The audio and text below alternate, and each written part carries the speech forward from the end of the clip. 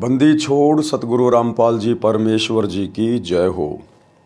परमपिता परमात्मा सारी सृष्टि के रचनहार, कुल मालिक, असंख्य ब्रह्मांडों के स्वामी, जगत गुरु, तीनों लोकों में प्रवेश करके सबका भरण पोषण करने वाले राजाधिराज, आत्माधार, नाथों के नाथ, देवों के देव, महादेव, सर्वेश्वर, महेश्वर, मृत्युंजय, अजरो अमर, आदि अनादि सनातनी प्रभु, जगत पिता जगदीश्वर, श्री श्री 1008 की उपाधि के वास्तविक अधिकारी, अकाल मूर्त शब्द स्वरूपी राम वासुदेव, सर्वगतम ब्रह्म, परम पूज्य, प्रथम पूज्य, परम संत, परम पुरुष, परम धनी, परम दयालु, सत्य कबीर, हक्का कबीर, अल्लाह कबीर, अल्लाह अकबर, बाखबर, अल्लाह ताला, जगत के तारणहार, जगत के मुक्तिदाता, जगत के जगन्नाथ, हारे के सहारे, हिंदुओं के राम, मुसलमानों के अल्लाह, सिखों के वाहिगुरु, ईसाइयों के मसीह, दया के सागर दया निधि, करुणा के सागर करुणा निधि, स्वयंभू परिभू, संकट मोचन, कष्ट हरण, मंगल करण, दुख भंजन, अविगत कबीर, निर्विकार निर्विषम परमात्मा, अलय अलेख सतगुरु, आदि अनादि सतगुरु, असली मर्यादा पुरुषोत्तम, असली राम, असली कृष्ण, असली घनश्याम, असली मुरारी, राजाओं के राजा, महाराजाओं के महाराजा, शहनशाहों के शहनशाह, सम्राटों के सम्राट, भगवानों के भगवान, अल्लाहों के अल्लाह, प्रभुओं के प्रभु, मसीहों के मसीह, सच्चे वाहिगुरु, बाबाओं के बाबा, पीरों के पीर, सेठों के सेठ, जगत सेठ, सावड़सा सेठ, सर्वगुण संपन्न, अनंत कोटि कलाओं के स्वामी, अनंत कोटि ब्रह्मांडों के नायक, योगियों में महायोगी, ध्यानियों में महाध्यानी, सिद्धों में परम सिद्ध, ज्ञानियों में तत्वज्ञानी, ब्रह्म ज्ञानी, महाज्ञानी, परम ज्ञानी, सर्वश्रेष्ठ ज्ञानी, विज्ञानी, युवा कबीर, समर्थ कबीर, असमवात, अमित ओजा, सच्चे रहनुमा, करीम अल्लाह, सुभान अल्लाह, दुनिया के अंतिम पैगंबर, 8 सितंबर 1951 से गांव धनाना, जिला सोनीपत, हरियाणा, भारतवर्ष की पावन भूमि पे प्रकट रियल कल्कि भगवान श्री नारायण साकार हरि, श्री बाबा साहेब नूर अनंत परमात्मा, संत श्रोमणी सतगुरु रामपाल जी परमेश्वर जी के चरण कमल में साध संगति से जुड़े हुए देश विदेश से आप और हम सभी सत्सेवक भाई बहनों का अनंत कोटि दंडवत प्रणाम।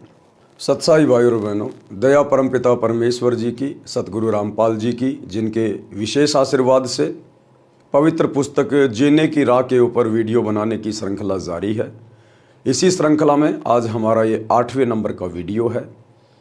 यदि आपने जीने की राह पुस्तक के ऊपर बन रहे वीडियो को शुरू से देखना प्रारंभ नहीं किया है तो आपसे प्रार्थना करेंगे कि आप जी पार्ट नंबर 1 से देखना जरूर शुरू करें। पार्ट 1 इस पुस्तक की भूमिका है और भूमिका को अच्छे से समझे बिना आप जी आगे की वीडियो अच्छे से समझ नहीं पाएंगे। तो भाई और बहनों, ये पुस्तक समाज को एक नई दिशा दे रही है, भक्ति मार्ग से भटकी हुई आत्माओं को परमात्मा की जानकारी दे रही है। आज हिंदुस्तान में या पूरे विश्व में हर व्यक्ति किसी न किसी तरीके से, किसी न किसी माध्यम से, चाहे वो मंदिर में जाता है या मस्जिद में, चर्चों में या गुरुद्वारे में या तीर्थों पर, वो समझता है कि मैं भगवान से जुड़ा हुआ हूँ, मैं भक्ति कर रहा हूँ। लेकिन ये उनकी सबसे बड़ी महाभूल है। भक्ति का आधार हमारे शास्त्र हैं, धर्म ग्रंथ हैं, और वर्तमान में आप जी जो भी भक्ति कर रहे हैं, आपकी भक्ति का कोई भी आधार नहीं है, कोई भी सिर पैर नहीं है। आपको जितने भी धर्मगुरु मिले हैं, उन्होंने आपको शास्त्रों के विरुद्ध भक्ति मार्ग पर लगा रखा है। आप केवल मनमाना आचरण कर रहे हैं और समझ बैठे हैं कि हम तो सत भक्ति कर रहे हैं, हमारी भक्ति सर्वश्रेष्ठ है, बहुत अच्छी है। और आपको वर्तमान में जो भी थोड़े बहुत सुख प्राप्त हैं, सुविधाएं प्राप्त हैं, किसी का कारोबार बहुत अच्छा है, किसी की संतान अच्छी है, किसी का मकान अच्छा है, किसी का शरीर अच्छा है, ये सब कुछ प्रत्येक मनुष्यों को, स्त्री या पुरुष, उनके पिछले मनुष्य जन्मों के शुभ या अशुभ कर्मों के कारण प्राप्त होता है। यदि आपको भक्ति से सब कुछ प्राप्त करना है तो आपने सतगुरु रामपाल जी के द्वारा लिखित पुस्तकें पढ़नी पड़ेंगी, या यूट्यूब पर जाकर सर्च करें सृष्टि रचना सतगुरु रामपाल जी। आपको अभी तक भक्ति का क ख ग भी याद नहीं है, ध्यान नहीं है। भक्ति मार्ग की शुरुआत अभी आपने की भी नहीं है। आप केवल धर्मगुरुओं के मनमाने आचरण का शिकार हैं। भक्ति क्या है? भक्ति में क्या आनंद है? भक्ति से कैसे परमात्मा हमारे सौ कार्य सफल करता है, ये आपको सतगुरु रामपाल जी का ज्ञान सुनने के बाद पता चलेगा। आप जी पहले वाली भक्ति भी कर रहे हैं, अचानक से आपका जवान बेटा मर जाता है, आपकी जवान बेटी मर जाती है, घर में माता पिता की सड़क दुर्घटना में या बीमारी से अकाल मृत्यु हो जाती है। ये सब कुछ क्यों? आप तो भक्ति कर रहे हैं, आपकी भक्ति तो बहुत अच्छी है, सर्वश्रेष्ठ है, तो फिर अचानक से आपके ऊपर ये आपदाएं क्यों? जबकि भक्ति करने वालों की तो भगवान आपदाएं टाला करता है, इसीलिए तो भक्ति की जाती है। आज किसी भी धर्म में कोई भी व्यक्ति यदि साधना कर रहा है, भक्ति कर रहा है, तो यही सोच के करता कि हे परमात्मा मेरे परिवार में सुख शांति रहे, मेरे कारोबार में वृद्धि होती रहे, मेरा शरीर स्वस्थ रहे, मैं किसी भी प्रकार की दुर्घटनाओं का शिकार ना हो जाऊं, मेरे परिवार पर कोई संकटों का पहाड़ ना टूट जाए। इसीलिए तो भक्ति की जाती है। और वो भक्ति करते करते भी आप लोगों के ऊपर दुखों का पहाड़ टूटा हुआ है, उसके बावजूद भी आप लोग ये कह रहे हो कि हमारी भक्ति सर्वश्रेष्ठ है, बहुत अच्छी है। इसका मतलब अभी आपको भक्ति का ज्ञान ही नहीं है, अभी आपको भक्ति के विषय में जानकारी भी नहीं है। एक बार थोड़ा सा धैर्य करके सतगुरु रामपाल जी के द्वारा लिखित पुस्तकों को पढ़ना शुरू करें, या यूट्यूब पर सर्च करें सृष्टि रचना सतगुरु रामपाल जी। उसके बाद आपको पता चलेगा आप जो कर रहे हैं वो क्या है, और जो अभी आपने शुरू नहीं की है वो क्या है। तो भाई और बहनों, इस पुस्तक के ऊपर जो वीडियो बनाए जा रहे हैं, आज इस श्रृंखला में 8वें नंबर का वीडियो है। पिछले वीडियो में गुरुदेव भगवान ने हमें बहुत कुछ समझाया, बहुत कुछ बताया, विशेषकर नशे के विषय में, कि नशा इस मानव शरीरधारी प्राणी स्त्री या पुरुष के लिए कितना हानिकारक है। भक्ति मार्ग में सबसे ज़्यादा हानिकारक है नशा, जो हमारे 10वें द्वार सुषुम्ना द्वार को अवरुद्ध करता है, जिस द्वार से हमारी आत्मा ऊपर त्रिकुटी को जाती है, परमात्मा से मिलन होता है। तो गुरुदेव ने हमें बहुत कुछ समझाया था। आज के वीडियो में परमात्मा हमें समझा रहे हैं कि यह नशा तो गधे और घोड़े भी पसंद नहीं करते, यानी जानवर भी नशा पसंद नहीं करते, तम्बाकू खाना पसंद नहीं करते, और इंसान इस नशे को खुशी खुशी स्वीकार किए है, खुशी खुशी नशा करता है। ये काल करवा रहा है, जबरदस्ती करवा रहा है, हमारे कर्म बिगड़वाने के लिए, हमारे भक्ति मार्ग को अवरुद्ध करवाने के लिए, अपनी सोची समझी चाल के तहत। तो आज के वीडियो में गुरुदेव भगवान के आशीर्वाद से हम आगे बढ़ते हैं। पवित्र पुस्तक जीने की राह, वीडियो नंबर 8, पेज नंबर 58। तंबाकू से गधे घोड़े भी घृणा करते हैं, यानी तंबाकू इतनी गंदी चीज है, इतनी बेकार चीज है, जानवर भी इससे नफरत करते हैं, और इंसान इसका खुशी खुशी उपयोग कर रहा है, क्योंकि अभी इंसान को आध्यात्मिक ज्ञान नहीं है। एक दिन संत गरीबदास जी गांव छुडानी, जिला झज्जर वाले, किसी कार्यवश घोड़े पर सवार होकर जींद जिले में किसी गांव में जा रहे थे। मार्ग में गांव मालखेड़ी, जिला जींद के खेत थे। उन खेतों में से घोड़े पर बैठकर जा रहे थे। गेहूं की फसल खेतों में खड़ी थी। घोड़ा रास्ता छोड़कर गेहूं की फसल के बीचों बीच चलने लगा। खेतों में फसल के रखवाले थे, वे लाठी डंडे लेकर दौड़े और संत गरीबदास जी को मारने लगे कि तेरा दिमाग खराब हो गया है क्या, हमारी फसल का नाश कर दिया, घोड़े को सीधा नहीं चला सकता। जो ही उन्होंने संत गरीबदास जी को लाठी मारने की कोशिश की तो उनके हाथ ऊपर को ही जाम हो गए। सब अपनी अपनी जगह पत्थर की मूर्ति के समान खड़े हो गए। देखो भाई और बहनों, संत गरीबदास जी कोई सामान्य संत नहीं थे, कोई सामान्य व्यक्ति नहीं थे, वे स्वयं परमात्मा थे, एक संत की भूमिका कर रहे थे। और जैसे ही वो गांव वाले, जब उनकी फसल में से घोड़ा गुजरा तो गांव वाले लाठी डंडे लेके संत गरीबदास जी को मारने के लिए दौड़े। और जैसे ही मारने को हुए उसी समय संत गरीबदास जी की शक्ति के आगे वो जाम हो गए, जाम, मूर्तियां बन गए। भाई और बहनों, समय समय पर संत लीलाएं किया करते हैं। यहां पर तो संत गरीबदास जी ने उन लोगों को जाम कर दिया, बिल्कुल मूर्ति की तरह, ना हिल रहे ना डुल रहे। और ज्ञान गंगा पुस्तक में जब आप पढ़ेंगे तो पता चलेगा कि संत गरीबदास जी एक बार अपने भगत के घर से वापस गांव छुड़ानी को लौट रहे थे, तो रास्ते में एक छारा गांव था और छारा गांव के पंडित संत गरीबदास जी से ईर्ष्या करते थे। तो छारा गांव के सरपंच छाजू राम जी को गांव वालों ने बहका दिया और सरपंच जी ने संत गरीबदास जी के साथ में बदतमीजी की। संत गरीबदास जी को गोला लाठी लगा दी, गोला लाठी, यानी देसी भाषा में कहें तो संत गरीबदास जी को मुर्गा बनाकर और उनके दोनों पैरों के बीच में हाथों में एक डंडा फंसाकर और रस्सी से बांध दिया, जिसमें बहुत ज़्यादा पीड़ा होती है, और बहुत ज़्यादा बदतमीजी की, मार पिटाई की। संत गरीबदास जी कुछ नहीं बोले। उसके बाद उनको छोड़ दिया गया। वे चुपचाप अपनी बैलगाड़ी को लेकर और गांव छुड़ानी आ गए।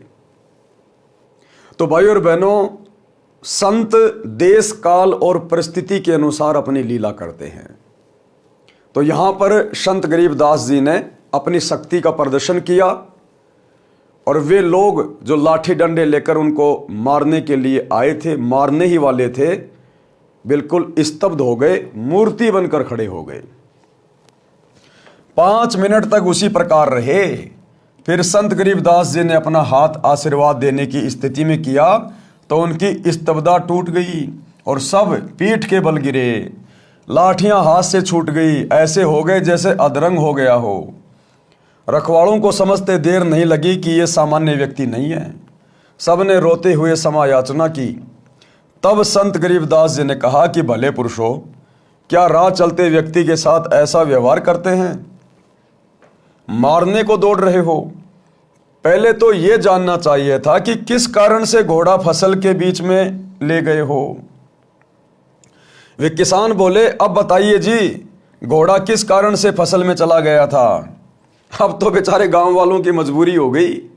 अब तो हाथ जोड़ के पूछ रहे, जी हाँ जी, हाँ जी, बताओ जी, घोड़ा क्यों फसल के बीच में आ गया? संत गरीबदास जी ने पूछा कि इस खेत में इस फसल से पहले क्या बीज रखा था? उन्होंने बताया कि जवार बोई थी, जवार। उससे पहले क्या बोया था? उन्होंने बताया कि तमाकू बीजा था। संत गरीबदास जी ने बताया कि उस तमाकू की बदबू अभी तक इस खेत में उठ रही है। उसकी बदबू से परेशान होकर मेरा घोड़ा रास्ता त्याग कर दूर से जाने लगा। उस तमाकू को आप पीते हो? आप तो पशुओं से भी गए गुजरे हो। संत गरीबदास जी ने कहा कि तुमने इस खेत में जो पहले वाली फसल बोई थी, जवार, और उससे पहले जो तमाकू बोई थी 6 महीने पहले, उसकी बदबू अभी तक इस खेत से आ रही है और मेरा घोड़ा भी बिदक गया उस बदबू से। और भाई, तुम लोग उस तमाकू को रोज पीते हो। तुम तो जानवर से भी गए गुजरे हो, जानवर से भी गए गुजरे, जो लोग तमाकू का सेवन करते हैं। सुन लो ध्यान से, इसके बाद इस गांव में कोई व्यक्ति हुक्का नहीं पिएगा, तमाकू सेवन नहीं करेगा। यदि आज्ञा का पालन नहीं हुआ तो गांव को बहुत हानि हो जाएगी। उस समय तो सबने हाँ कर दी। संत के चले जाने के पश्चात बोले कि भर लेना हुक्टी। जब हुक्टी यानी छोटा हुक्का भरने लगे तो हाथ से चिलम छूटकर फूट गई। दूसरी हुक्टी की चिलम लाए, वह भी हाथ में ही चूर चूर हो गई। खेत में जितनी होकी थी सब टूट गई, चिलम भी फूट गई। भाई और बहनों, आने वाले समय में बिल्कुल यही होगा।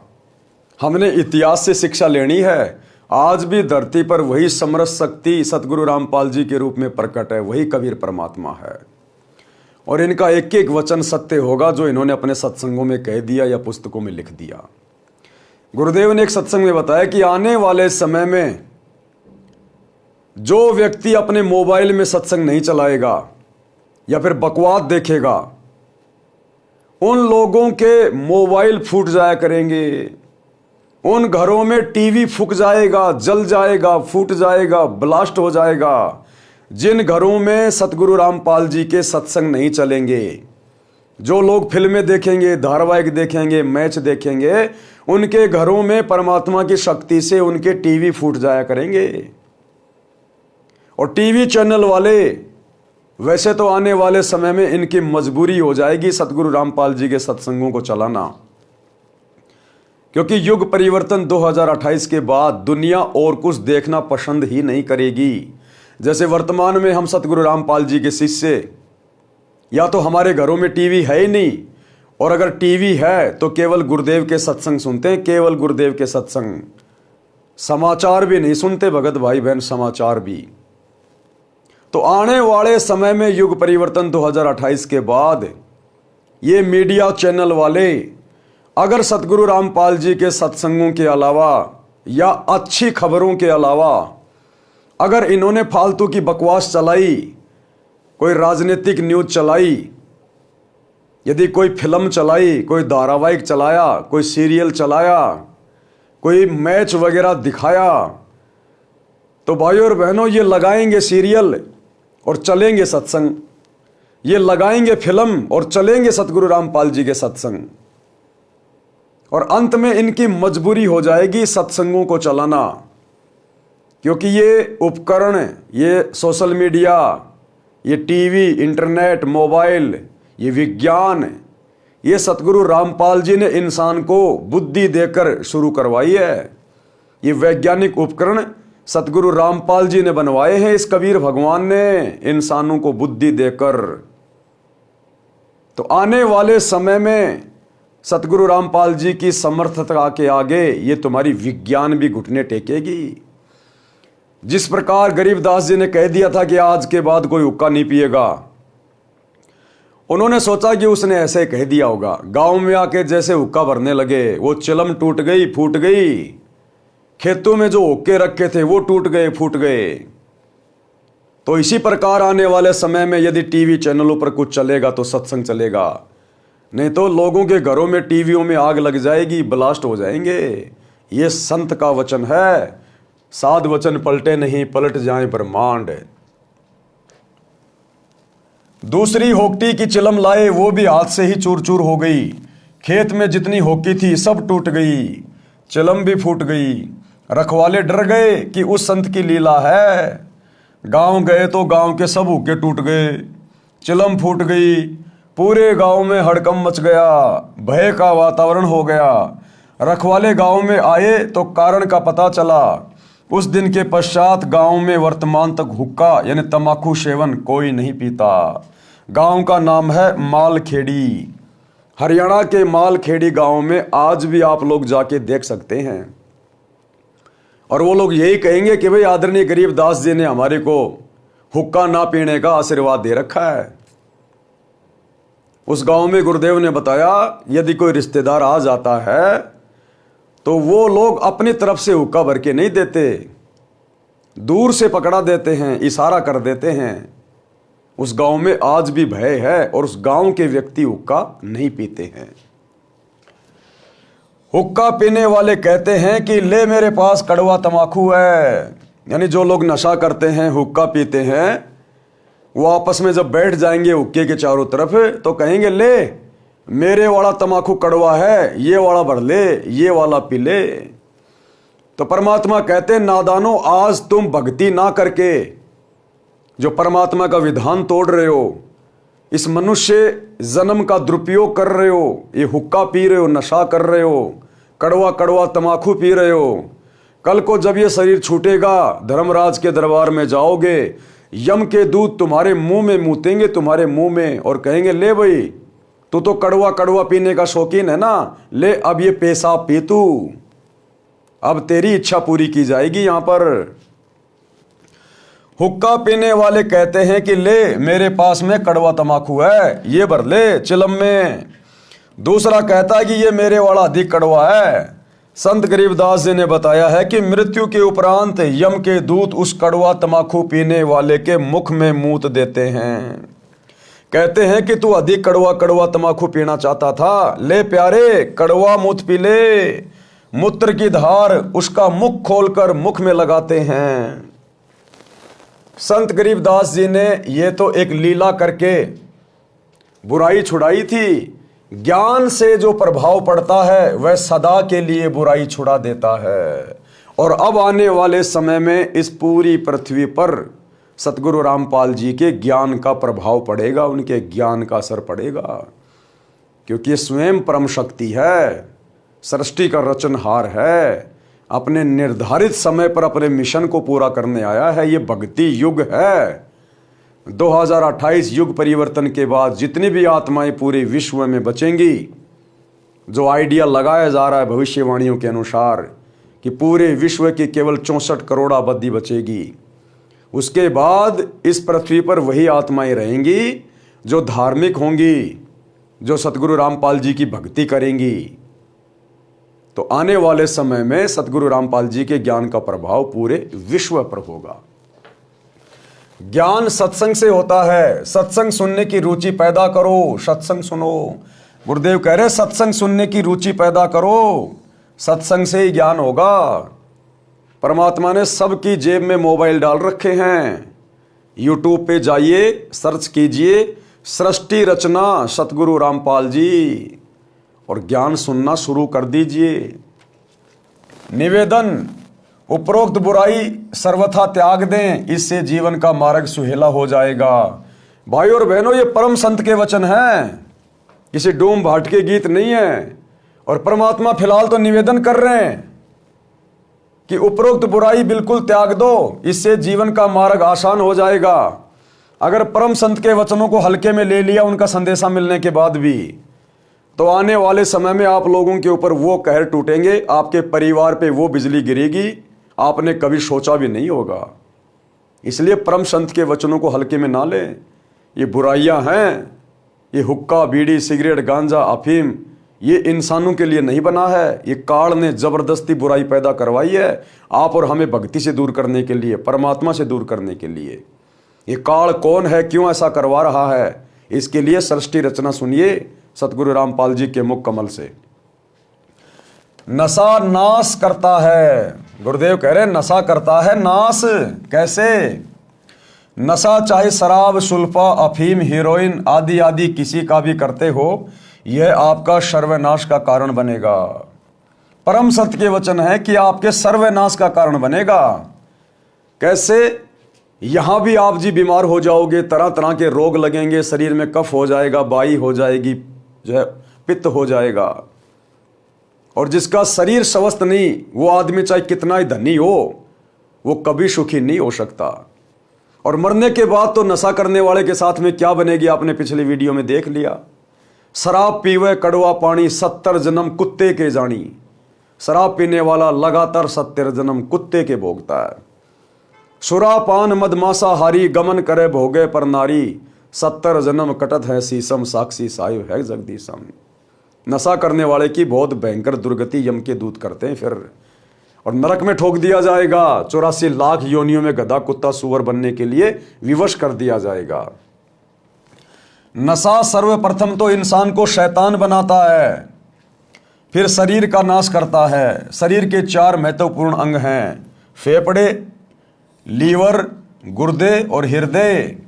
शराब सर्वप्रथम इन चारों अंगों को खराब करती है। सुल्फा यानी चरस दिमाग को पूरी तरह नष्ट कर देता है। हीरोइन शराब से भी अधिक शरीर को खोखला करती है। अफीम से शरीर कमजोर हो जाता है, अपनी कार्यशैली छोड़ देता है। अफीम से ही चार्ज होकर चलने लगता है। यानी अफीम खाने वाला व्यक्ति जब तक उसको अफीम नहीं मिलेगी, उसके हाथ पैर बिल्कुल ढीले हो जाते हैं, उसकी जो क्षमता है शारीरिक वो बिल्कुल कमजोर पड़ जाती है, वो आदी हो जाता फिर, और अंत में मरकर ही दम छूटता है, मरकर ही।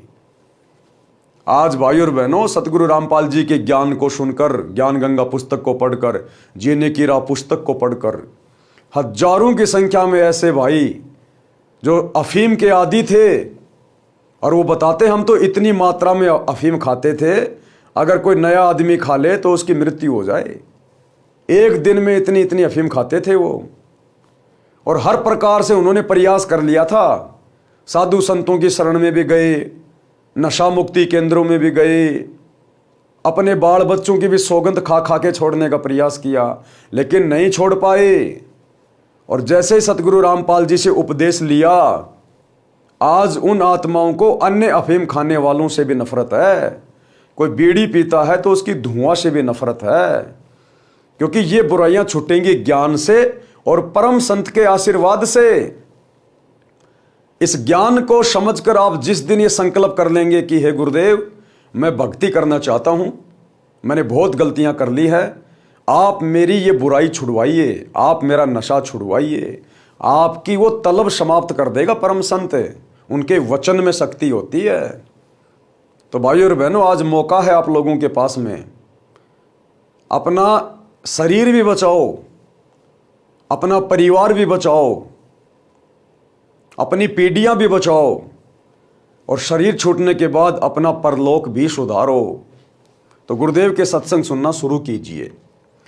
अफीम से ही चार्ज होकर चलने लगता है, रक्त दूषित हो जाता है, इसलिए इनको तो गांव नगर में भी ना रखें। घर की क्या बात, सेवन करना तो सोचना भी नहीं चाहिए। एक व्यक्ति दिल्ली पालम हवाई अड्डे पर नौकरी करता था। अब परमात्मा बता रहे नशेड़ी व्यक्ति किस प्रकार से अपने परिवार का, अपने बच्चों का भविष्य बर्बाद कर लेते हैं नशा कर करके। और ये नशा भाई और बहनों हम क्यों सीखे? हम लोगों ने कुसंगति में पढ़कर, हमने लोगों की देखा देखी कुसंगति में पढ़कर नशा शुरू किया। अब हम सुसंगति में पढ़ेंगे। संत की जो पुस्तक होती है वो सुसंगति होती है, संत के जो प्रवचन होते हैं वो सुसंगति होती है। हमें ज्ञान नहीं था, इसलिए हमने बुराई को बहुत जल्दी ग्रहण कर लिया। अब हमें ज्ञान हो जाएगा तो हम बुराई को छोड़ भी देंगे, और परम संत के वचन से बुराई बहुत जल्दी छूट जाती है। तो परमात्मा बता रहे हैं किस प्रकार से ये नशा परिवार को बर्बाद कर देता है, आपकी पीढ़ियों को बर्बाद कर देता है। एक व्यक्ति दिल्ली पालम हवाई अड्डे पर नौकरी करता था। सन 1997 की बात है। उस समय उसकी सैलरी 12,000 रुपये महीना थी। 1997 में 12,000 रुपये का मतलब है आज के 70-80 हज़ार रुपये। दिल्ली के गांव में यह दास रामपाल दास सत्संग करने गया। वहां एक वरदा अपनी 3 पोतियों के साथ सत्संग वाले घर में आई, जो नाते में सत्संग कराने वाले की चाची थी। वह गांव के बाहरी क्षेत्र में प्लाट में मकान बनाकर रहती थी। वह लड़का भी उसी का था जो दिल्ली हवाई अड्डे पर नौकरी करता था। बहुत शराब पीता था, घर की ठोर बिटोड़ा बना रखा था। पत्नी बच्चों को पीटता था क्योंकि उसका प्रतिदिन शराब पीकर आना, पत्नी ने टोका टाकी करनी, प्रतिदिन की महाभारत थी।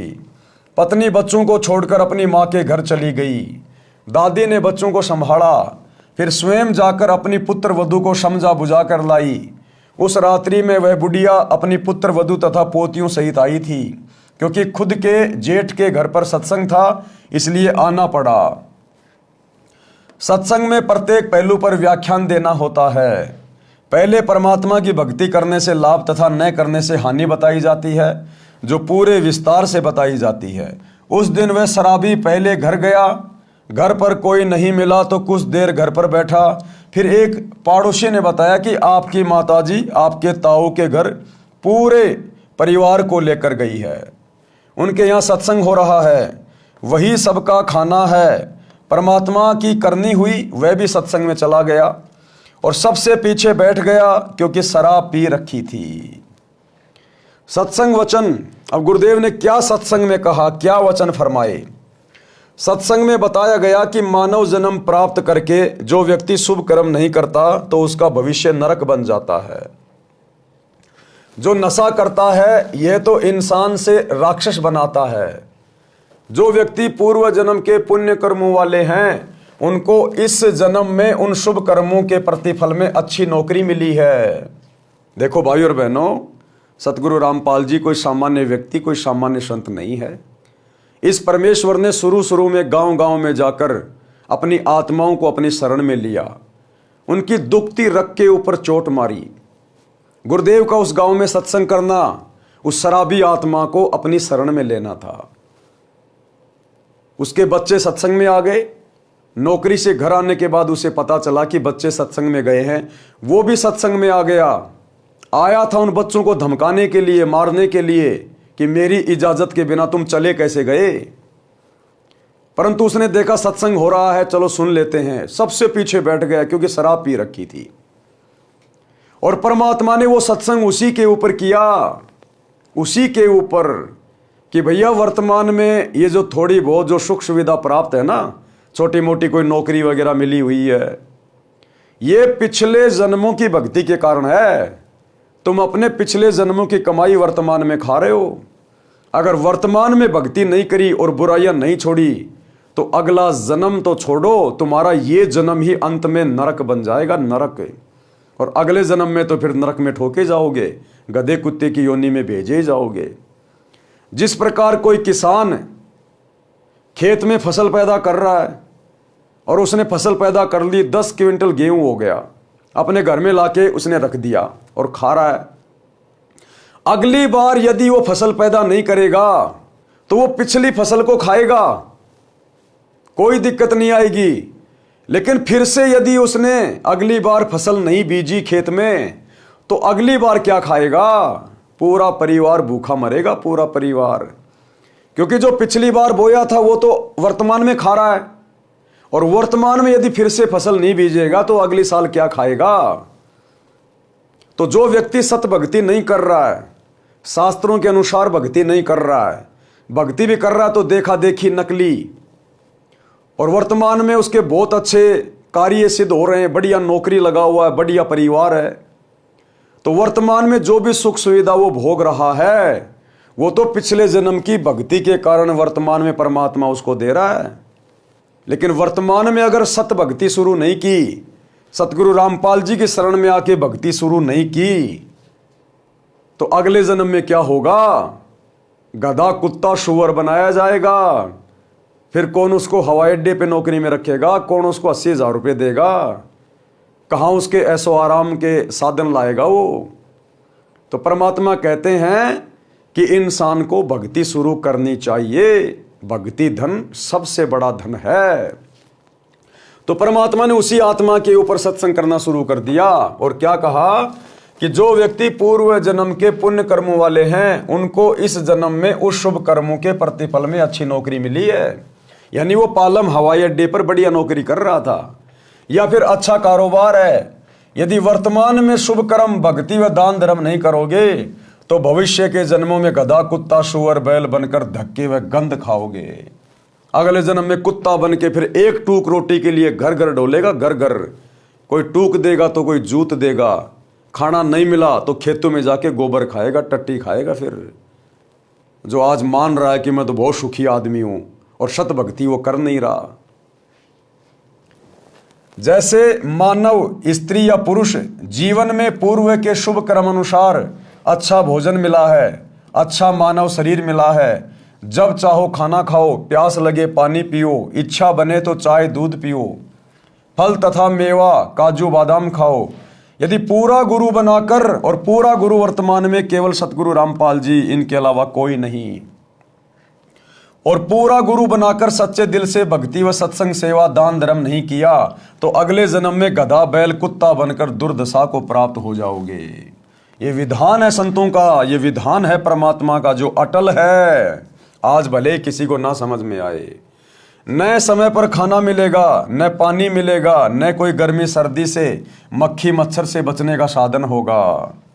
मानव जीवन में तो मच्छरदानी ऑल आउट से बचाव कर लेते हैं, गर्मी से बचने के उपाय खोज लिए हैं, परंतु जब पशु बनोगे तब क्या मिलेगा?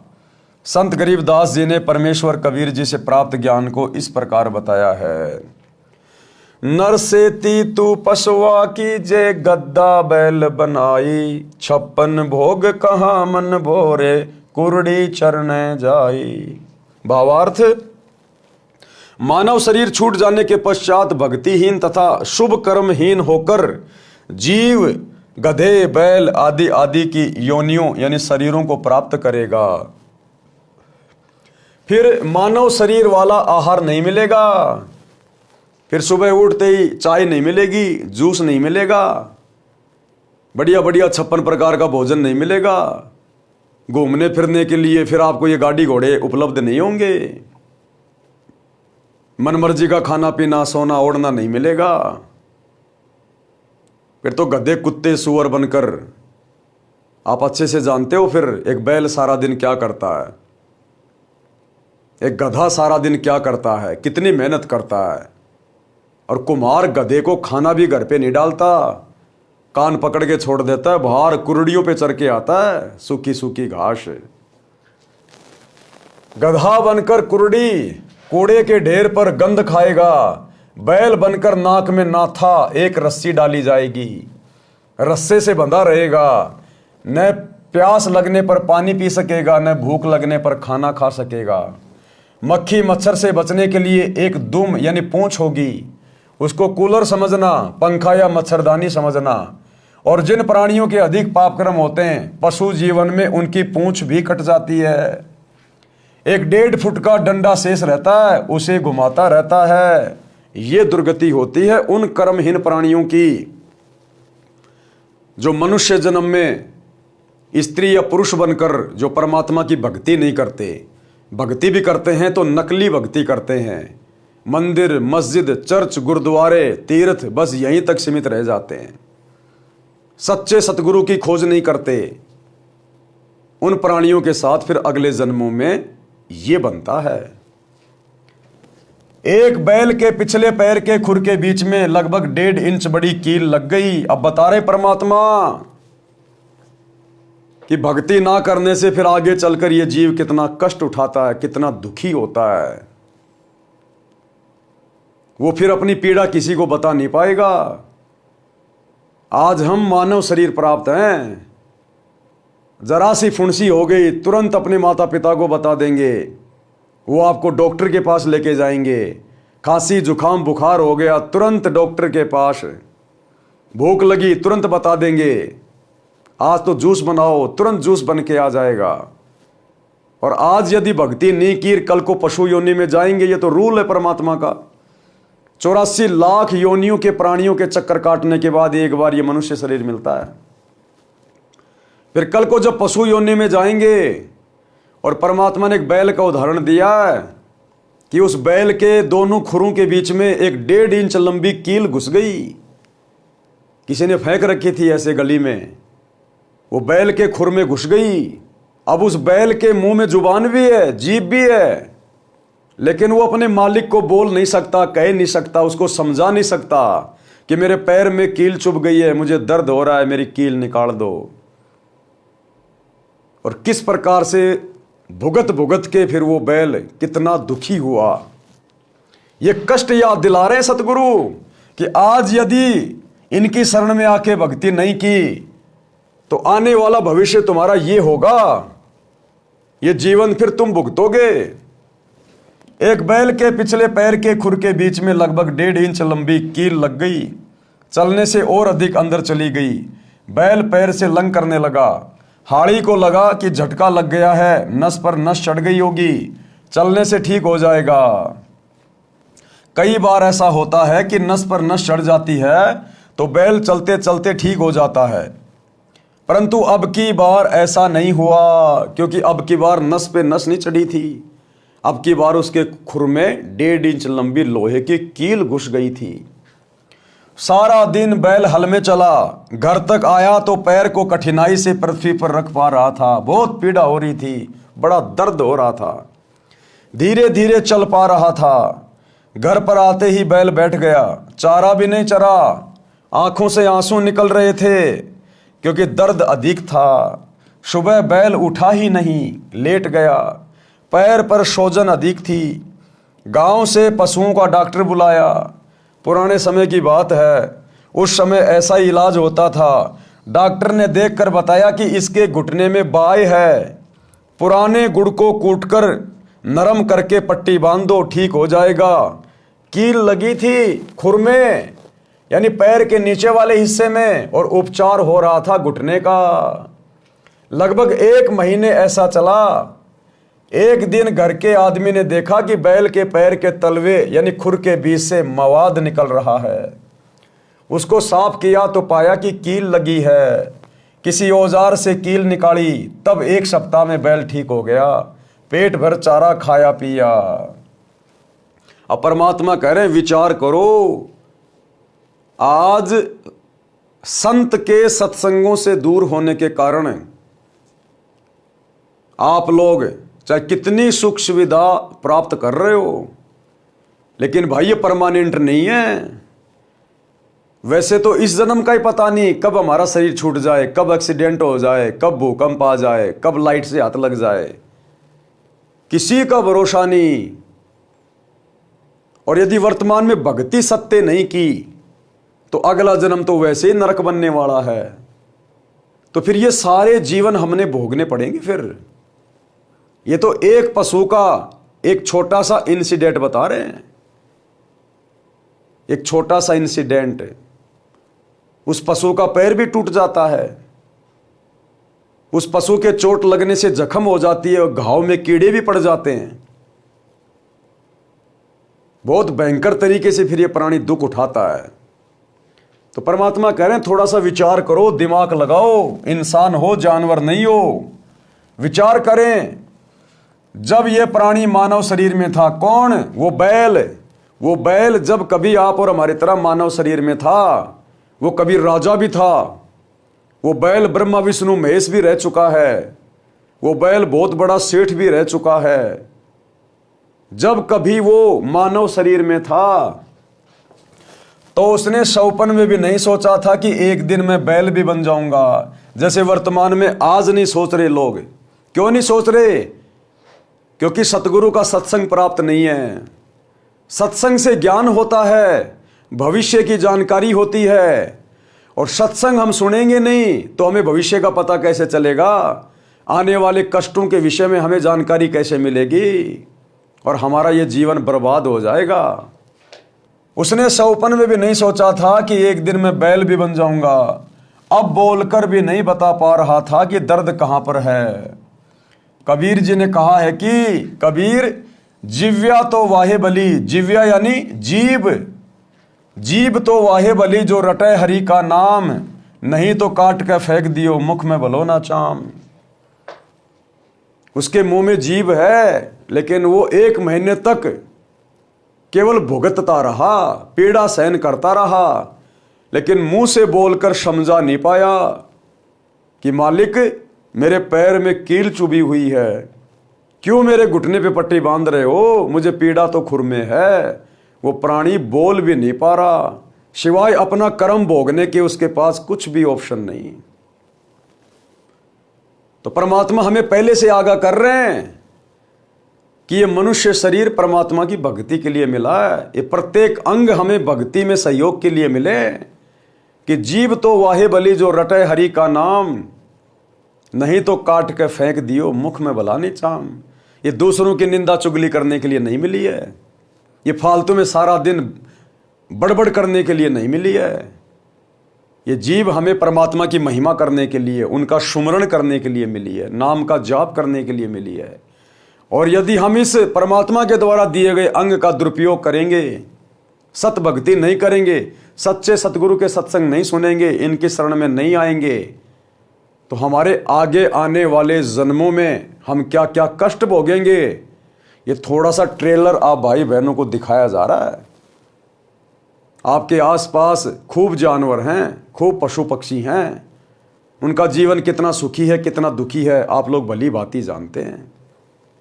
अगर विचार नहीं कर पा रहे हैं तो सतगुरु सत्संग के माध्यम से तुम्हें विचार करने की सलाह दे रहा है।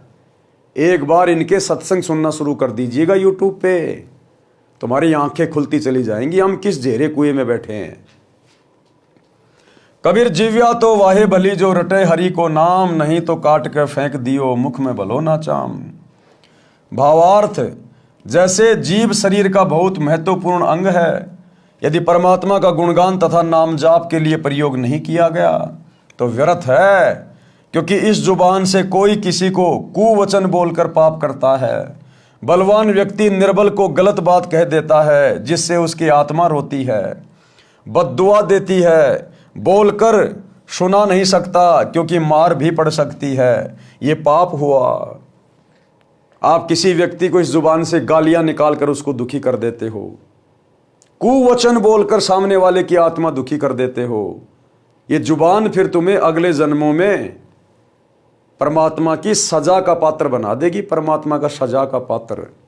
इसलिए मालिक कहते हैं ये जीव परमात्मा के गुणगान के लिए मिली है, ये जीव हमें भक्ति में सहयोग के लिए मिली है। फिर किसी की निंदा करके, किसी की झूठी गवाही देकर, किसी को व्यापार में झूठ बोलकर ठग कर अनेकों प्रकार के पाप मानव अपनी जीभ से करता है। परमेश्वर कबीर जी ने बताया है कि यदि जीभ का सदुपयोग नहीं करता है, यानी शुभ वचन, शीतल वाणी, परमात्मा का गुणगान यानी चर्चा करना, धार्मिक सदग्रंथों का पठन पाठन तथा भगवान के नाम पर नाम सुमरण जीभ से नहीं कर रहा है, तो इसे काट कर फेंक दो। कोरे पाप इकट्ठे कर रहा है, कोरे पाप। जीभ को काटने का कहना तो मात्र उदाहरण है, जो सतर्क करने को है। कहीं जीभ काटकर मत फेंक देना। अपने शुभ कर्म, शुभ वचन शुरू करना। यदि राम नाम व गुणगान नहीं कर रहा है तो पवित्र मुख में इस जीभ के चाम को रखना अच्छा नहीं है। मानव शरीरधारी प्राणी को वर्तमान में सन 1970 से विशेष सुविधाएं प्राप्त हैं, क्योंकि ये जो विज्ञान है जो वर्तमान में हम देख रहे हैं, जिस प्रकार से दुनिया भौतिकतावाद से संबंधित वस्तुओं का बहुत ज़्यादा उपयोग कर रही है, वैज्ञानिक उपकरण, ये सन 1970 के बाद बने। 1970 के बाद क्यों बने हैं, विचार करना चाहिए। आज से पहले क्यों नहीं बने? ये विज्ञान आज से पहले कहाँ थी? क्या आज से पहले धरती पर इंसान नहीं थे? क्या उनको इन वैज्ञानिक उपकरणों की आवश्यकता नहीं थी? सब कुछ थी, लेकिन उस समय परमात्मा ने इंसान को बुद्धि देकर ये वैज्ञानिक उपकरण नहीं बनवाने थे, क्योंकि ये भक्ति युग है, कलयुग की बिचली पीढ़ी है। इन चीज़ों की वर्तमान में आवश्यकता है भक्ति में सहयोग के लिए। मानव शरीरधारी प्राणी को वर्तमान में सन 1970 से विशेष सुविधाएं प्राप्त हैं, जिस कारण से दिनों दिन परमात्मा से दूर होता जा रहा है। उतनी ही गति से मानव के दुख निकट आ रहे हैं। वित्तीय स्थिति में सुधार है, परंतु मानसिक शांति समाप्त है। नशा इसका मुख्य कारण है। एक पिता नौकरी पर गया है, बच्चों की आशा होती है कि पिताजी आएंगे, कुछ आवश्यक वस्तुएं लाएंगे। पिताजी आते हैं तो छोटे छोटे बच्चे दौड़कर लिपटते हैं, प्यार पाते हैं। जिन बच्चों का पिता नशा करता है उनके घर में कलह का होना स्वाभाविक है। बच्चे भयभीत रहते हैं, उनका मानसिक विकास, शारीरिक विकास दोनों ही नहीं हो पाते। वह घर नरक समान हो जाता है। आज तो शराब पीकर मस्त है, उसकी इज्जत समाज में भी नहीं होती। अगले जन्म में वह व्यक्ति कुत्ता बनेगा, टट्टी खाएगा, गंदी नाली का पानी पिएगा, फिर पशु पक्षी बनकर कष्ट पर कष्ट उठाएगा। इसलिए सर्व नशा व बुराई त्याग कर इंसान का जीवन जियो। सभ्य समाज को भी चैन से जीने दो। एक शराबी अनेकों व्यक्तियों की आत्मा दुखाता है। पत्नी के माता पिता, भाई बहनों की, अपने माता पिता, बच्चों की, भाई आदि की। केवल 1 घंटे के नशे ने धन का नाश, इज्जत का नाश, घर के पूरे परिवार की शांति का नाश कर दिया। क्या वह व्यक्ति भविष्य में सुखी हो सकता है? कभी नहीं। नरक जैसा जीवन जिएगा। इसलिए विचार करना चाहिए, बुराई तुरंत त्याग देनी चाहिए। परमात्मा कहते हैं दूसरों को किसी भी कारण से दुखी करने वाला स्वयं कभी भी सुखी नहीं रह सकता। इसलिए ये नशा नाश की जड़ है, नाश की जड़। आपका जीवन बर्बाद कर रहा है, आपके परिवार का जीवन बर्बाद कर रहा है, आपके बच्चों का भविष्य बर्बाद कर रहा है, आने वाली नस्लें खराब कर रहा है और आपका अगला जन्म भी बिगाड़ रहा है। प्रश्न, किसने देखा है कि अगले जन्म में क्या होता है? अब बहुत सारे भाई बहन ये सवाल कर देते तुरंत अपनी आध्यात्मिक ज्ञानहीनता के चलते। वो सोचते हैं बस यही सब कुछ है जो हम देख रहे हैं, बाकी कुछ नहीं है आगे पीछे। अब ये तो उनकी अपनी सोच होती है। तो बहुत सारे लोग कहते हैं किसने देखा है अगले जन्म में क्या होता है? तो गुरुदेव भगवान उदाहरण दे रहे हैं। उदाहरण के लिए, एक समय एक अंधा व्यक्ति जंगल की ओर जा रहा था। आगे एक सज्जन व्यक्ति खड़ा था। उसने कहा कि हे सूरदास जी, इधर मत जाओ, ये रास्ता भयंकर जंगल में जाता है, खूंखार शेर, चीते आदि आदि जानवर रहते हैं, आप लौट जाइए। यदि अंधे ने नशा नहीं कर रखा होगा तो तुरंत मुड़ जाएगा, यदि नशे में है तो कहेगा कि किसने देखा है कि जंगल में भयंकर शेर, चीते, सर्प आदि जानवर रहते हैं, और यह कहकर अपने पथ पर बढ़ जाता है। विचार करें, अंधे को दिखाई नहीं देता और आंखों वाले की बात पर विश्वास नहीं करता, तो उसको कौन से तरीके से समझाया जाए। अब हमें तो आध्यात्मिक ज्ञान है ही नहीं, और संत यदि हमें समझाते हैं पुस्तक लिखकर या सत्संग करके, उनकी बातों पर हम विश्वास नहीं करें कि किसने देखा, आगे भी कोई लोक है, आगे भी गधा कुत्ता बनना किसने देखा है, तो परमात्मा कहते हैं ऐसे व्यक्ति को कैसे समझाएं, उसका तो दुर्भाग्य है, उसने तो आगे चलकर वो कष्ट फिर भोगने ही भोगने हैं। यदि नहीं मानता है तो उसकी वही दशा होगी जो आंखों वाला बता रहा था, शेर मार डालेंगे। इसी प्रकार संतजन आंखों वाले होते हैं। जो संत होते हैं वो आंखों वाले होते हैं, वो हमारे भविष्य के विषय में जानते हैं, बुराई करने से क्या मिलेगा, अच्छाई करने से क्या मिलेगा, परमात्मा का विधान क्या है। संत हमें समझाते हैं क्योंकि वो जानते हैं, वो आंखों वाले हैं। इसी प्रकार संतजन आंखों यानी ज्ञान नेत्र वाले हैं। उन्होंने हमें बताया है जो ऊपर वर्णन किया गया है। हम ज्ञान नेत्रहीन अंधे हैं। यदि हम संतों की शिक्षा पर विश्वास करके रास्ता नहीं बदलेंगे तो वही होगा जो ऊपर बताया गया है। क्या? नर से फिर तू पसवा कीजे, गद्दा बैल बनाई, 56 भोग कहाँ मन भोरे, कित कुरडी चरने जाई। फिर अगले जन्म में 84 लाख योनियों में ये काल तुझे असहनीय कष्ट भोगने के लिए विवश कर देगा। फिर तू ऐसी स्थिति में आ जाएगा, अगर कोई तुझे समझाएगा तो तू समझ भी नहीं पाएगा। क्योंकि किसी भी पशु या पक्षी को आप समझाओ कि ये भक्ति कर ले, ये भगवान है, ये मंत्र जाप कर ले, उसको कुछ समझ में नहीं आएगा। आज हमें ऐसा सुंदर शरीर प्राप्त है, स्त्री या पुरुष का, ये केवल परमात्मा के गुणगान के लिए, उनकी भक्ति के लिए, मोक्ष प्राप्ति के लिए मिलता है। एक मौका देता है परमात्मा, एक मौका। करोड़ों जन्मों गधे कुत्ते सुअर के भोगने के बाद एक मौका देता है परमात्मा। इसलिए कहते हैं मानव तन दुर्लभ है, ये मिले न बारंबार। जैसे पेड़ से पत्ता टूट जाए फिर वापस नहीं लगता डार, जिस प्रकार किसी पेड़ से पत्ता टूटकर एक बार जमीन पे गिर जाता है, वो पत्ता फिर वापस पेड़ पे नहीं लग सकता, इम्पॉसिबल। यदि एक बार ये शरीर छूट गया बिना सतभक्ति के, ये फिर 84 लाख योनियां भोगने के बाद ही मिलेगा। इतना आसान नहीं है कि अगला जन्म भी मनुष्यों का हो जाएगा, बार बार मनुष्य ही बनेंगे। ये तो आप और हमारी मनमानी सोच है कि इंसान तो इंसान बनता है, जानवर तो जानवर ही बनता है। शास्त्र क्या कहते हैं, संत क्या कहते हैं, वो परम सत्य है। आज आपका सौभाग्य कि आप लोगों को समझाया जा रहा है, बताया जा रहा है। अन्यथा ये प्रवचन, ये सत्य ज्ञान की बातें, सतयुग में वो बड़े बड़े ऋषि जिनको आज हम बड़े बड़े महापुरुष मानते हैं, जो लाखों लाखों साल तक तपस्या करते थे, हजारों हजारों साल जो साधना करते थे, उनको भी ये सत्य वचन सुनने को नहीं मिले। जो सत्य वचन, सत्य भाषण आज आपको सतगुरु रामपाल जी के मुख कमल से सुनने को मिल रहे हैं, उनके द्वारा लिखी पुस्तकें आपको पढ़ने को मिल रही हैं। और फिर भी यदि आपने उनके वचनों को कान के ऊपर से टाल दिया, उनकी बातों को हल्के में ले लिया, तो भैया ये आगे के जीवन आपके इसी प्रकार से दुखदाई होंगे। कुछ व्यक्ति तो यहां तक कह देते हैं कि देखा जाएगा जो होगा। उनसे निवेदन है कि गधा बनने के पश्चात आप क्या देखोगे, फिर तो कुमार देखेगा। इस प्रकार के प्रवचन सत्संग में अवश्य सुनने चाहिए। कई कहते हैं देखी जाएगी, किसने देखा है। अरे फिर तू क्या देखेगा भाई, तू तो शरीर छूटने के बाद फिर गधा बनेगा ही बनेगा, परमात्मा का विधान है।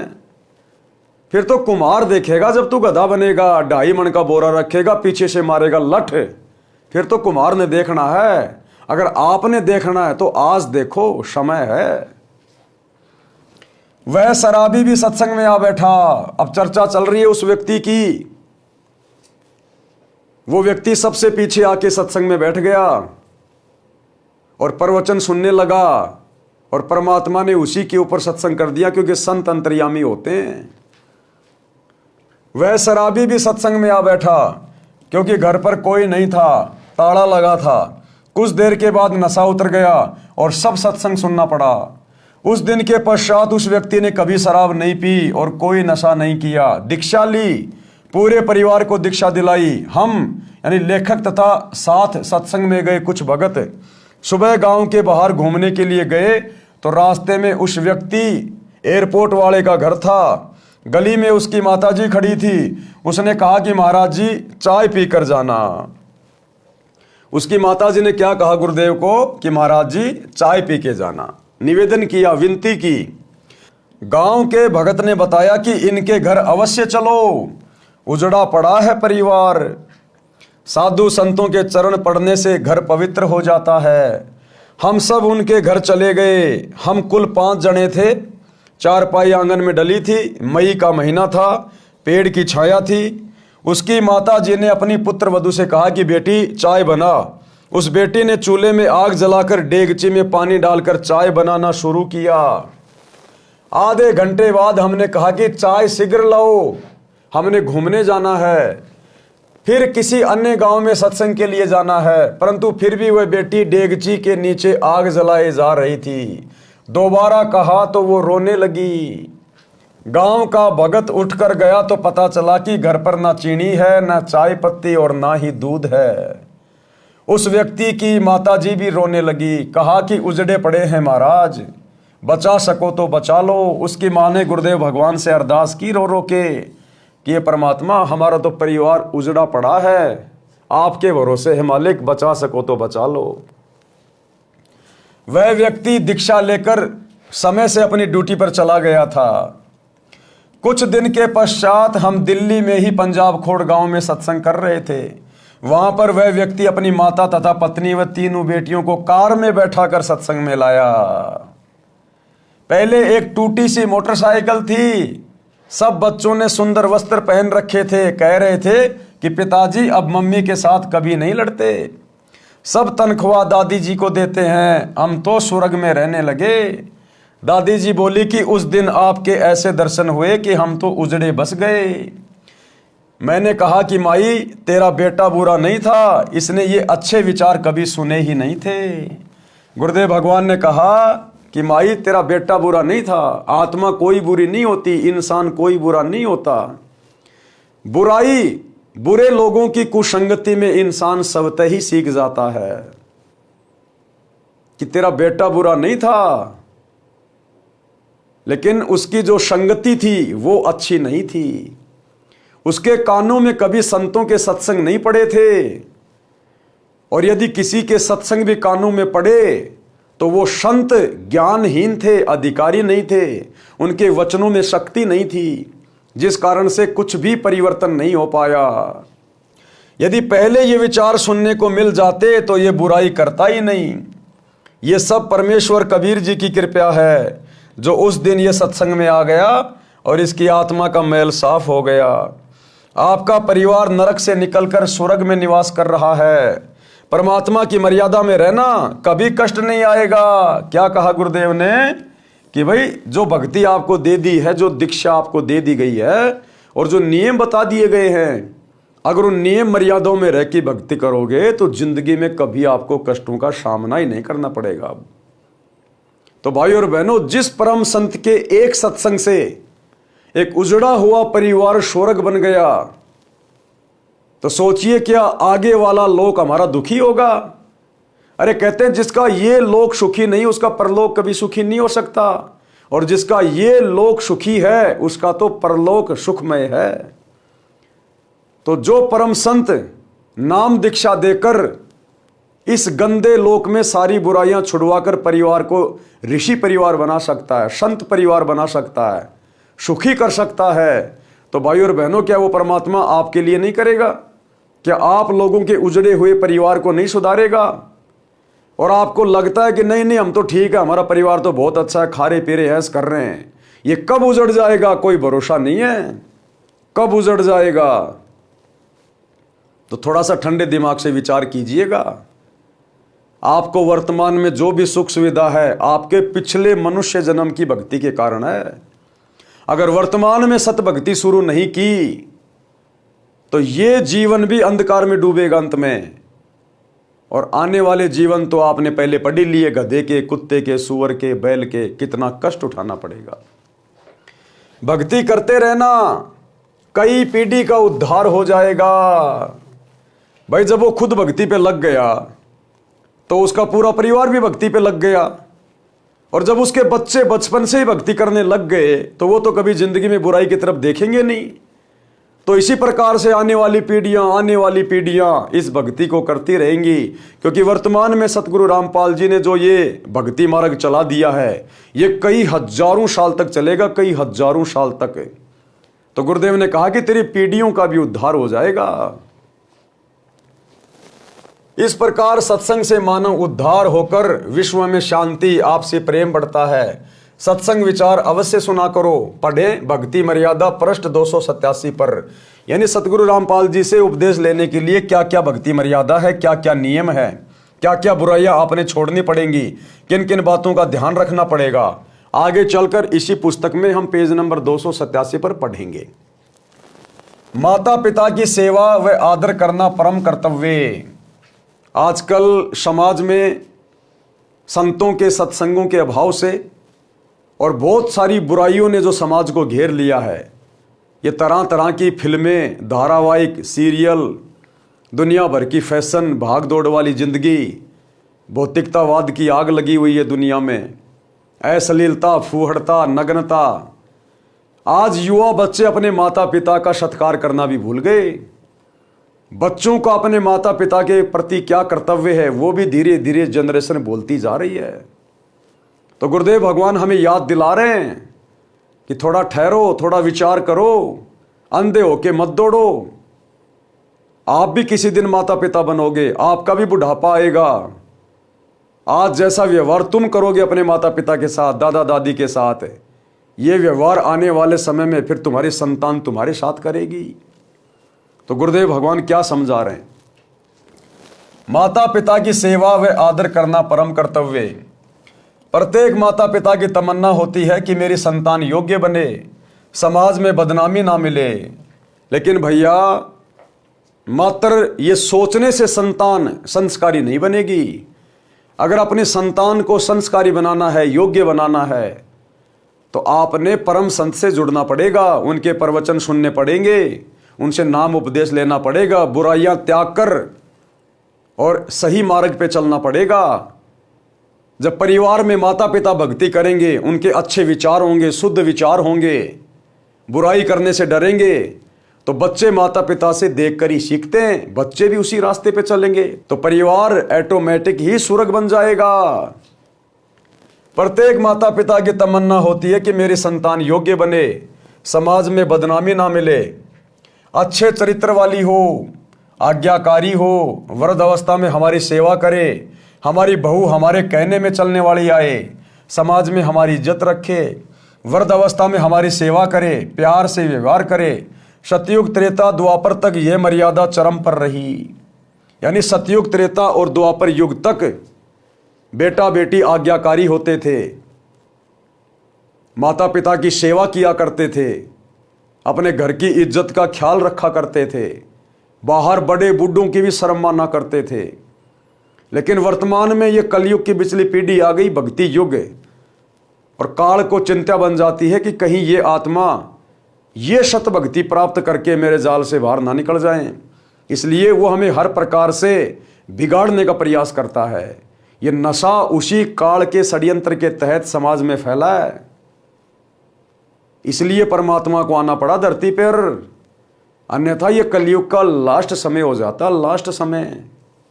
ये 4,32,000 का जो कलयुग है ना टोटल, अगर सतगुरु रामपाल जी वर्तमान में धरती पर ना आते, अपने पावन चरण कमल ना रखते और ये सत भक्ति का प्रचार प्रसार ना करते, इस धरती पर आग लग जाती, आग। लेकिन थोड़ी बहुत जो शांति आज हम महसूस कर रहे हैं ना, ये सतगुरु रामपाल जी के कारण और उनके भक्तों के घरों में जो पांचों यज्ञ हो रहे हैं, जो धर्म कर्म हो रहे हैं, उनके कारण आज ये शांति थोड़ी बहुत बरकरार है। लेकिन बहुत जल्द आने वाले समय में 2028 के आसपास बहुत बड़ा झटका लगेगा दुनिया को, बहुत बड़ा झटका, क्योंकि ये दुनिया सतगुरु रामपाल जी के ज्ञान पर विचार नहीं कर रही है, संत रामपाल जी की शरण में आकर और अपने अच्छे दिन लाने की ओर नहीं चल रही है। इसलिए युग परिवर्तन 2028 का समय निश्चित है।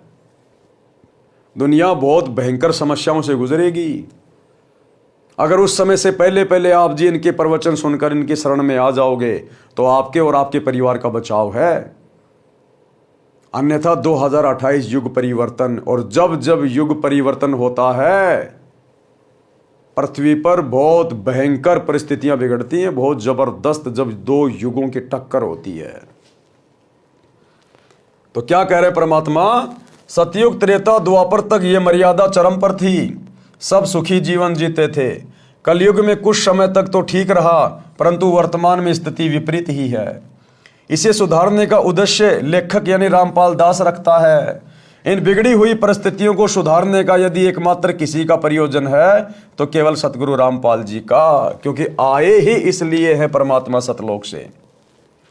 आशा भी करता हूं कि भगवान की कृपा से, ज्ञान के प्रकाश से सब संभव हो जाता है, हो भी रहा है और होगा, ये मेरी आत्मा मानती है। जब गुरुदेव ने कह दिया तो 100% होगा। माता का संतान के प्रति प्यार। एक लड़के का पिता मृत्यु को प्राप्त हो गया। उस समय वह 10-11 वर्ष का था। माता ने अपने इकलौते पुत्र की परवरिश की। माता तथा पिता दोनों का प्यार माता जी ने दिया कि कहीं पुत्र को पिता का भाव कष्ट ना दे। लड़का युवा होकर शराब का आदी हो गया तथा वेश्यागमन करने लगा। माता से रोजाना रुपए मांगे और आवारागर्दी में उड़ाए। एक दिन माता जी के पास पैसे नहीं थे। शराब के नशे में माता को पीटा तथा वेश्या के पास गया। उस दिन पैसे नहीं थे तो वेश्या ने कहा कि अपनी माता का दिल निकाल ला। उल्टा घर आया, माता बेहोश थी। छुर्रा मारकर माता का दिल निकाल कर चल पड़ा। नशे में ठोकर लगी और गिर गया। माता के दिल से आवाज आई कि बेटा तेरे को चोट तो नहीं लगी। नशे से बना शैतान वेश्या के पास माता का दिल लेकर पहुंचा तो वेश्या ने कहा कि जब तू अपनी माता का हितैषी नहीं है तो मेरा क्या होगा। ये कोई बनावटी कहानियां नहीं है, बनावटी कथा नहीं है, ये सत्य कथा है।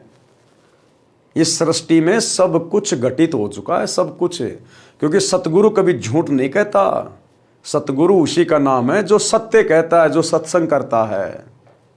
उस वेश्या ने कहा कि नालायक, जब तू अपनी जन्म देने वाली माता का भला नहीं कर सका, तू उसका नहीं हो सका, तो मेरा कहां से हो जाएगा यदि मैंने तेरे से शादी कर ली तो। किसी के बहकावे में आकर तू मुझे भी मार डालेगा। मेरे को तो तेरे से पीछा छुड़ाना था कि तू अब निर्धन हो गया है, मेरे किस काम का। इसलिए ये शर्त रखी थी कि तू माता का दिल निकाल नहीं सकता, क्योंकि वह तेरे को कभी किसी वस्तु के लिए मना नहीं करती थी। हे शैतान, चला जा मेरी आंखों के सामने से। ये कहकर वेश्या ने उसे घर से बाहर धक्का देकर द्वार बंद कर लिया। वह शैतान घर आया, माता के सौ पर विलाप करने लगा। कहा कि माता जी, हो सके तो भगवान के दरबार में भी मुझे बचाना। आवाज आई कि बेटा कुछ नहीं हुआ, बस तेरे को खुश देखना चाहती हूँ। उसी समय नगर के लोग आए, थाने में सूचना दी। उस अपराधी को राजा ने फांसी की सजा दी। राजा ने फांसी चढ़ाने से पूर्व उसकी अंतिम इच्छा जानी तो उस लड़के ने कहा कि कुछ नागरिकों को बुलाया जाए, मैं अपनी कारगुजारी को सबके साथ साझा करना चाहता हूँ। नगर के व्यक्ति आए। उस लड़के ने अपना जुल्म कबूला और बताया कि मैंने उपरोक्त जुल्म किया। मेरी माँ की आत्मा अंतिम समय में भी मेरे सुखी रहने की कामना करती रही। मेरे को नशे ने शैतान बना दिया। मैंने वेश्यागमन करके समाज को दूषित किया। आप लोग मेरे से नसीहत लेना। जो घोर पाप मैंने अपनी माता जी को परेशान करके किया, कोई और मत करना। माता जैसी हमदर्द संसार में पत्नी भी नहीं हो सकती, भले वह कितनी ही नेक हो। माता अपने बेटा बेटी को इतना प्यार करती है कि सर्दियों में बच्चा पेशाब कर देता है तो माता स्वयं उसके पेशाब से भीगे ठंडे वस्त्र पर लेटती है, बच्चे के नीचे सूखा बिछोना देती है। यदि बच्चा भूख से रो रहा होता है तो खाना बीच में छोड़कर उसे पहले अपना दूध पिलाकर शांत करती है। यानी भाई और बहनों, नशे के कारण उस आत्मा ने कितना बड़ा जुल्म कर दिया, अपनी माता तक को मार दिया। यानी नशे में आदमी शैतान हो जाता है, शैतान। उससे अपने अच्छे बुरे की, अपने भविष्य की, अपने परिवार की, समाज में इज्जत की कुछ भी परवाह नहीं होती है। इसलिए गुरुदेव भगवान कह रहे हैं कि अभी समय है, भक्ति युग है, सतगुरु धरती पे प्रकट है, आप लोगों तक ये जानकारी पहुंच रही है। अगर आज भी भक्ति नहीं करोगे, सतमार्ग नहीं अपनाओगे, बुराई नहीं छोड़ोगे, तो कल को शरीर तो छूटेगा छूटेगा।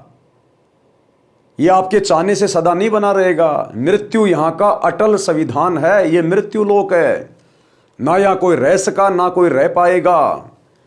तो कल को फिर ऊपर परमात्मा के दरबार में जाना पड़ेगा, अपना हिसाब किताब देना पड़ेगा। फिर वहां क्या मुंह लेके खड़ा होगा? फिर 84 लाख योनियों में ठोक दिया जाएगा, पशु पक्षियों की योनियों में असहनीय कष्ट भोगने के लिए। तो परमात्मा हमें समय रहते समझा रहे हैं सत्संगों के माध्यम से। पिता बच्चों की हर संभव गलती क्षमा कर देता है। कौन पिता? परम पिता। सांसारिक पिता भी अपने बच्चों की, अपने बेटा बेटियों की हर गलतियों को क्षमा कर देता है, नजरअंदाज कर देता है, याद भी नहीं रखता। और परम पिता, हमें जन्म देने वाला, हमारी आत्मा का जनक परम पिता परमेश्वर सतगुरु, हमने सत्संग सुनने से पहले, सतगुरु की शरण ग्रहण करने से पहले हमने चाहे लाखों गलतियां कर रखी हैं, हमने कितनी शराब पी रखी है, कितने जुल्म कर रखे हैं, कितना ही मांस खा रखा है, 2 नंबर के काम कर रखे हैं। परमात्मा यानी सतगुरु, जिस दिन हम उनकी शरण में आते हैं ज्ञान को समझकर अपनी आत्मा के कल्याण के लिए, उसी दिन परमात्मा हमारे सभी अवगुणों को, सभी गलतियों को माफ कर देता है, हमें हर प्रकार के कर्म की मार से मुक्त कर देता है और आगे हमें ऐसा निर्मल ज्ञान दे देता है, हम आगे शौपन में भी गलती नहीं कर सकते ये ज्ञान समझ में आने के बाद। क्योंकि प्रत्येक कर्म का परिणाम हमारी आंखों के सामने घूमता रहेगा। अगर मैंने अब ये गलती कर दी तो इसका क्या परिणाम भोगना पड़ेगा, वो सत्संग से हमें पता चल जाएगा। हमारे अंदर वो डर पैदा हो जाएगा, भय पैदा हो जाएगा। हम शौपन में भी गलतियों की तरफ कभी नहीं चलेंगे। तो भाई और बहनों, कैसे परमात्मा यानी सतगुरु अपने भक्तों की हर गलतियों को माफ कर देता है, जो गलतियां हमने ना केवल इस जन्म में बल्कि असंख्य जन्मों में जाने अनजाने में कर रखी होती हैं। तो इस विषय में हम कल रात्रि 8 बजे Facebook page Pawan Das is live के ऊपर लाइव जुड़कर सुनेंगे। तो आज के वीडियो में केवल इतना ही। कल रात्रि 8 बजे सभी भाई बहन लाइव जुड़िए। तब तक गुरुदेव भगवान हम सबको आज्ञा दे, इजाजत दे, आशीर्वाद दे। बंदी छोड़ सतगुरु रामपाल जी भगवान की जय हो। भाई जो गुरु बचन पे डट गए, कट गए फंद 84 के, कट गए फंद 84 के, कट गए फंद 84 के। भाई जो गुरु बचन पे डट गए, कट गए फंद